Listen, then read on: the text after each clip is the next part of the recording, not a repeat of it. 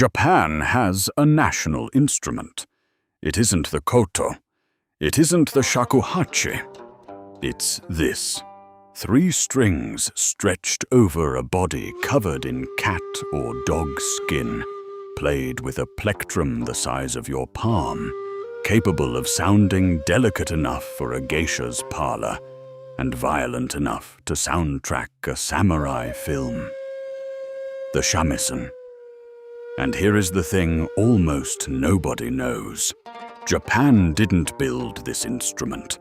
The blind did. A formally structured guild of blind musicians, with 73 internal ranks, its own legal system, and direct protection from the shogun, spent 2 centuries transforming a foreign instrument into the sound of Japan itself. That guild was eventually abolished. The instrument survived. Every culture made music. Most of it disappeared. Welcome back to Forgotten Folk Sounds. 7 episodes in, we've crossed medieval Europe, Scandinavia, West Africa, Armenia, the Andes, Southeast Asia, and ancient Mesopotamia. Today we go to Japan, not to the Japan of cherry blossoms and tea ceremonies, but to the Japan of kabuki theater, samurai courts, geisha houses, and a remarkable institution that most Western histories of Japan barely mention. A guild of blind musicians that held legal monopoly over the most important instrument in the country for over 200 years. This is the shamisen story, and it's stranger than you think. The shamisen did not originate in Japan. This matters, because understanding where it came from makes what the blind guild did with it even more remarkable. The story begins in China, in the Ming dynasty of the 13th and 14th centuries, with an instrument called the sangxian, 3 strings in Chinese. The sangxian had a snakeskin body, 3 strings, and a long, fretless neck. It was primarily an accompaniment instrument for songs. At the end of the 14th century, the sangxian entered the Ryukyu kingdom, the island chain we now call Okinawa, where it evolved into a distinct local instrument called the sanshin. The Okinawans adapted it to their own music, their own tunings, their own aesthetic. The sanshin has been popular with Okinawans from the 15th century all the way to today. Then, in the 16th century, the sanshin crossed from the Ryukyu kingdom to mainland Japan. Here is where the transformation begins. On the mainland, Japanese craftsmen and musicians began modifying it. The body grew larger. The skin shifted from snake, difficult to source in Japan, to cat or dog skin, which produced a warmer, more resonant tone. The neck thickened. The plectrum grew larger and heavier, allowing a more forceful percussive attack. The cultural brokers who facilitated this transformation were, according to documented history, mendicant monks and blind professional musicians. The Todo, organized in guilds specializing in specific genres of music. They didn't just adopt a foreign instrument. They rebuilt it, retuned it, gave it an entirely new repertoire, and then, over the following 2 centuries, made it the defining sound of Japanese cultural life. So what exactly is the shamisen, and why does it sound the way it does? The shamisen has 3 parts: a small box-shaped resonating body, a long fretless neck, and a head where the 3 tuning pegs are set. The body is traditionally covered on both sides with cat or dog skin, tightly stretched like a drum, which gives the instrument its characteristic percussive quality. It has exactly 3 strings, tuned in different intervals depending on the musical style being played.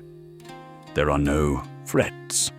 Like the oud we covered in the last episode, the player's fingers land directly on the neck, allowing microtonal expression and fluid sliding between notes.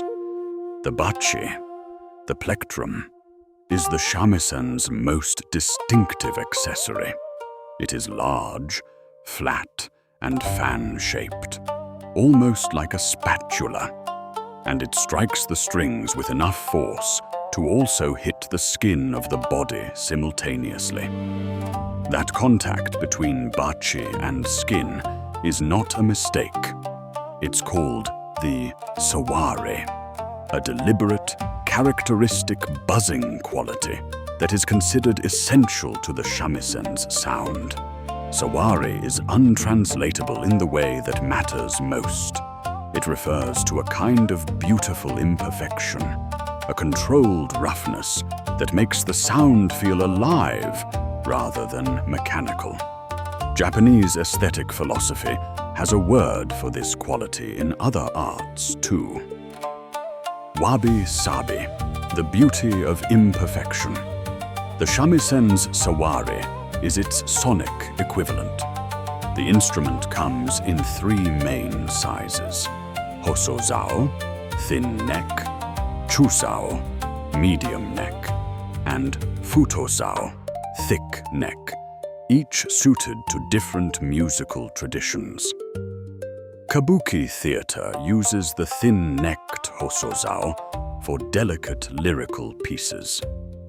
The thick-necked futozao is the weapon of choice for Tsugaru Shamisen, the wild, virtuosic northern style we'll come back to. Here is the part of this story that most histories skip over, and it's the most important part. The Todo-za was a formally organized guild of blind people in Japan, dating back to at least the Kamakura period, the 12th and 13th centuries. In a rigid feudal society where social class was fixed and mobility was nearly impossible, the Todo-za was something extraordinary, a parallel social structure entirely for blind people, with its own hierarchy, its own legal system, and its own economic model. The guild was divided into 4 official ranks: Kengyo, Beto, Koto, and Zato, further subdivided into 73 internal ranks. Members could advance through these ranks by fulfilling their responsibilities over time, though advancing was so slow that most members could not reach the highest rank in a single lifetime. Higher ranks could also be purchased at significant cost. In the Edo period, 1603 to 1868, the Todo-za received official permission and protection directly from the shogunate. This wasn't charity. It was recognition. The guild's blind musicians had become the primary custodians of juta, a style of shamisen music considered among the most sophisticated and refined in all of Japan. The real founder of the shamisen, as a developed musical form, is said to be Ishimura Kengyo, who died in 1642. That title, Kengyo, was the highest rank in the Todo-za. The most accomplished blind musician in Japan built the instrument's foundational repertoire. This isn't a footnote. It is the central fact of the shamisen's history. The instrument that became the sound of Japan was developed, refined, and transmitted for 2 centuries almost entirely by blind musicians operating within their own parallel cultural institution. The Todo-za provided what blind people in Edo period Japan otherwise had almost no access to: economic security, social status, professional community, and a path to excellence that the sighted world could not offer them. It was abolished in 1871, when the Meiji government eliminated the feudal guild system as part of its modernization program.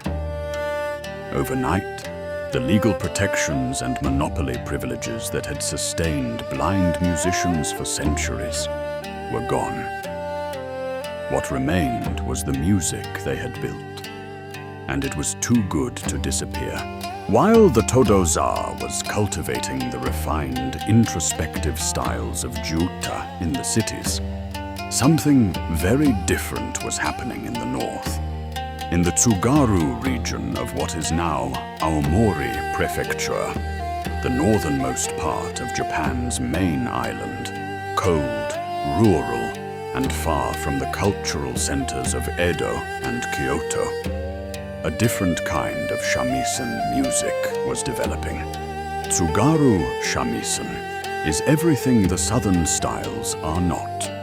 Where Juta is contemplative and precise, Tsugaru is loud, fast, and physically aggressive. The thick-necked futozao is struck with full-arm force. The rhythms are driving and unpredictable.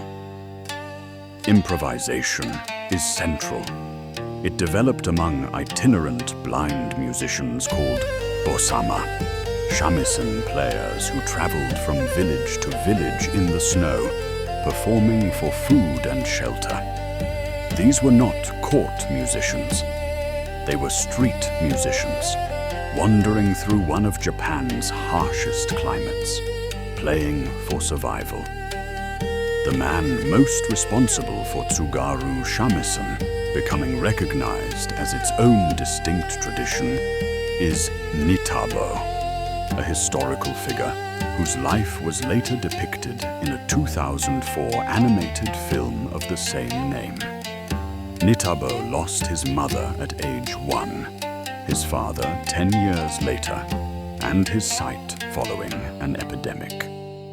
He developed the Tsugaru style through a lifetime of itinerant performance in conditions of genuine poverty and hardship.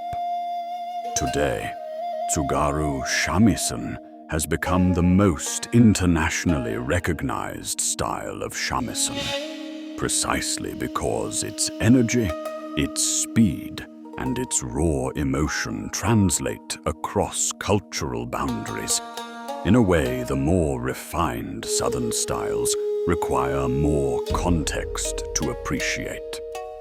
Contemporary artists like Hiromitsu Agatsuma have taken Tsugaru shamisen and incorporated it into jazz, funk, and electronic music, carrying the same rebellious, itinerant energy of the bosama into entirely new sonic territory.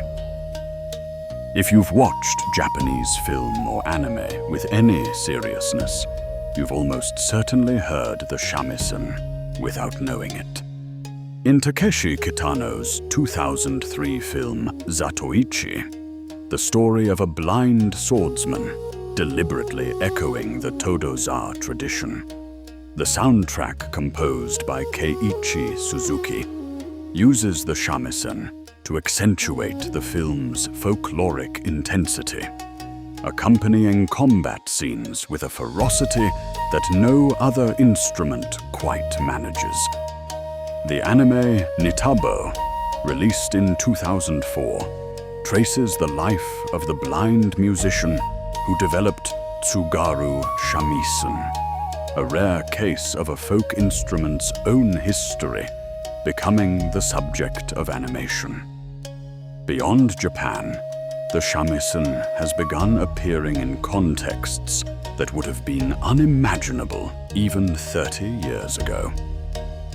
Electric shamisen exist, collaborations between shamisen players and artists from rock, electronic, and hip-hop genres are increasingly common. The instrument has moved from the geisha house to the festival stage, to the recording studio without losing its essential identity. And then there's the competition circuit. Tsugaru shamisen competitions, regional and national, attract players from across Japan, and increasingly from other countries, in the same way that the Kayan Championship in Thailand attracted Johnny Olsen. The shamisen has become a competitive sport as much as a folk tradition. A new generation of Japanese players are doing what every generation before them has done, taking the instrument somewhere their teachers never imagined, while remaining entirely themselves. If the shamisen has found you, here's where to start. Finding one. Quality shamisen are available from Japanese instrument makers and specialist retailers who ship internationally. Entry-level instruments start around 600. Professional-grade instruments from established makers run significantly higher. Beginners are generally advised to start with a chuzao, medium neck, as the most versatile introduction to the instrument across styles. The skin soundboard is the most maintenance-intensive part of the instrument. Natural skin, cat or dog, is sensitive to humidity and temperature changes and can split in dry conditions. Many beginners start with a synthetic skin version for durability and lower maintenance, at some cost to tonal authenticity. The bachi matters. Different styles require different bachi shapes, sizes, and materials. If you're learning Tsugaru style, your teacher will guide you on the appropriate bachi. Using the wrong one for a style is equivalent to using a drum machine mallet on a concert snare. Learning it. The shamisen has a growing international teaching infrastructure, driven partly by the global popularity of anime and Japanese culture. Online lessons from Japanese teachers are now widely available. The Tsugaru style, being the most internationally accessible, is the recommended starting point for most non-Japanese beginners. The foundational skill is not fingering. It is the bachi strike, specifically learning to produce the sawari intentionally and consistently. This takes weeks to develop. Players who try to avoid the buzz early on are actually avoiding the instrument's defining quality. Embrace the imperfection. That's what the shamisen sounds like. That's what it was built to sound like. The Todo-za spent 2 centuries perfecting that imperfection. It would be a shame to iron it out in your first month. The shamisen arrived in Japan as a foreign instrument. The blind took it, rebuilt it, gave it a repertoire, organized an entire social institution around it, and made it the sound of a civilization. When that institution was abolished in 1871, the music didn't disappear. It went north, into the snow, where itinerant musicians carried it from village to village until it became something even wilder than what it had been. And then the internet found it. Today, Tsugaru shamisen is performed on festival stages, in recording studios, in anime soundtracks, and in competition halls, by players from Japan and increasingly from everywhere else. Every culture made music. Most of it disappeared. The shamisen didn't disappear. The blind made sure of that. Next episode, We go to Central Europe for an instrument that sounds like a piano, and a harp had a child, that you've heard in Raiders of the Lost Ark, Lord of the Rings, and the Grand Budapest Hotel, and that almost nobody outside Hungary knows the name of, the cymbalum. Subscribe if you want to hear that. And if you've ever watched anime, loved a samurai film, or just been curious about Japan, share this one. See you in the next Lost Sound.